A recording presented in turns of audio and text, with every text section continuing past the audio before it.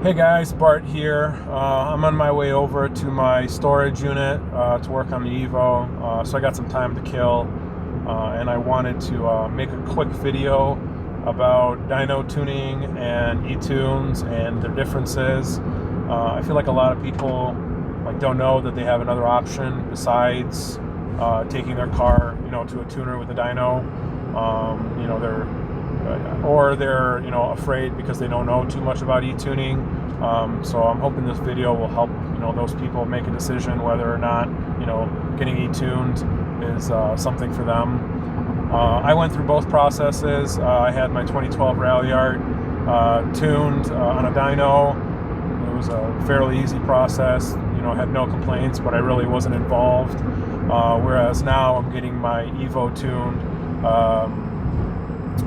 via Etune by Wasatch Turbo Factory in Utah by TJ Van Cott, and I'm a little bit more involved in that process than I was in the dyno tuning. The dyno tuning I wasn't really involved at all.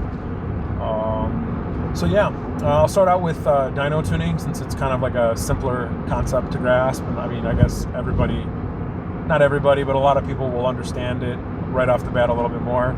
Dyno tuning, you modify your car to however you want it to be, and then you either, drive it to the tuner or you have it, trailered there.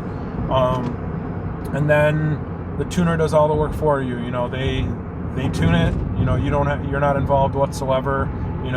Besides maybe telling them, whether you want to, moderate tune, or I don't know. Usually they make that decision ultimately themselves. If you tell them that you want like a bring a trailer tune, so to say, then they're not going to risk their reputation blowing up your motor just because you want to have some ridiculously high horsepower build, unless you guys agree upon that. Anyways, so tuner does everything. You're really not involved that much, besides the fact that you bring the car and you pay the tuner, and then that's it. Hopefully by the end of the day, after you drop off the car, it will be tuned and ready to run. You don't have to worry about anything. You can basically pick up the car, drive it as hard as you want after that, and you don't have to worry about anything.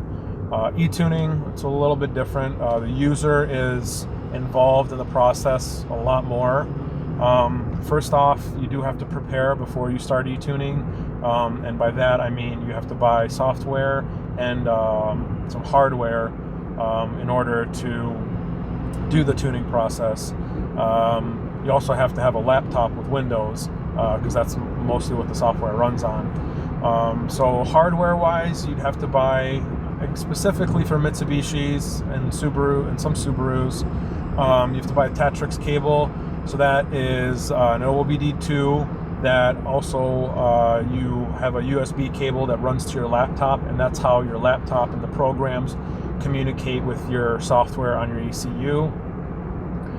And then the two programs that you need to buy or download is EvoScan and Ecu Reflash.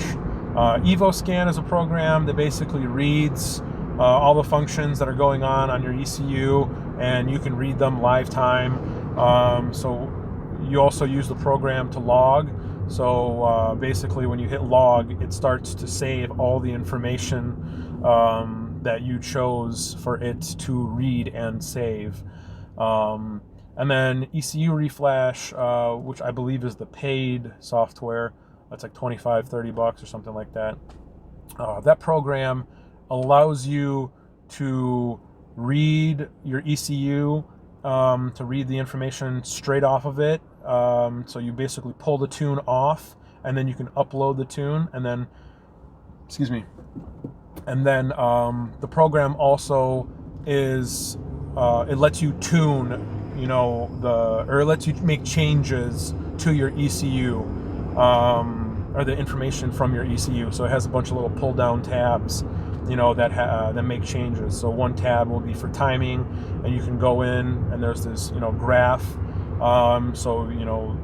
There's a bunch of numbers. I really don't understand that aspect all too well, just because I never really wanted to get into tuning. I just wanted to understand what was going on. So I guess that would be, out of my realm of explaining well. But yeah, so that program will just be used to flash on and to flash on your new tunes that your tuner sends you. I mean, overall, I feel like a lot of people are afraid of eTunes because it's out of their comfort zone. They have to do research. They have to get comfortable with these new programs, and it's just something that's a little bit too much for them. For myself, I wanted that from the beginning. I kind of wanted to be involved in the tuning process, and I kind of learned after that initial, tune with my rally art on a dyno that I wasn't involved, and I kind of really didn't like that. So that's why I started to venture out, and I found e-tuning as an option. So, I mean, you do have to put research into it. You do have to get comfortable with the programming. So there's going to be a lot of troubleshooting, probably a lot of headaches that go on. But in the long run, in my opinion, it's worth it. I mean, you're more knowledgeable about what's going on in your car, and then you're also, I feel like you're doing like a live, like you're actually tuning on the streets versus on a dyno where all the conditions are ideal. The dyno is going to react the same way every single time. You're going to get the same amount of cool air from the fan. So I feel like a eTune is a little bit more accurate, so to say. I guess one of the negatives of eTuning, though, is the risks that come with it. That being said, the risk is that you have to do your logging on the street. So you'd have to, do second, third, and fourth gear pulls on the street or a closed road. So you run the risk of getting pulled over for speeding. You're running the risk of crashing or something like that. Whereas, again, the Dyno Tune is a little bit more of a controlled environment, and you don't have to really risk too much, so to say. And another drawback for the eTunes is the time frame that it takes to get tuned. It can take anywhere from 2 to 4 weeks. It all depends on your availability and your tuner's availability. For myself and my Evo, it took about 4 weeks just because of my work schedule.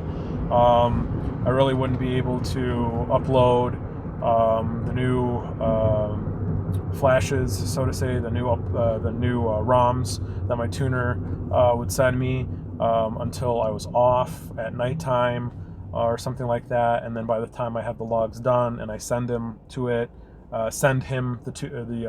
logs, usually it's a little bit later at night, midnight, so he can't really do any changes until the next morning. I mean, that's about it. I mean, it sounds a little bit more technical than it really is. You really get comfortable with the programs quickly. I mean, you're not doing any changes to your tune. All you're doing is receiving the updated tune, you're flashing it onto your car, and then you go out, do some logs, you do a couple pulls, second, third, fourth gear, and it may take a couple revisions, 4, 5, 6 revisions. By the time you get to your final revision, that will be your final, tune, so to say. And then after that, I mean, you're done. It's just like anything else. You go drive and you don't have to worry about anything else. And then on top of that, you still have the software that will be able to help you diagnose, problems. I mean, that's really helpful for myself, because when I go out, for a track day or a track weekend, I always bring my laptop with me because I don't know if something's going to go wrong.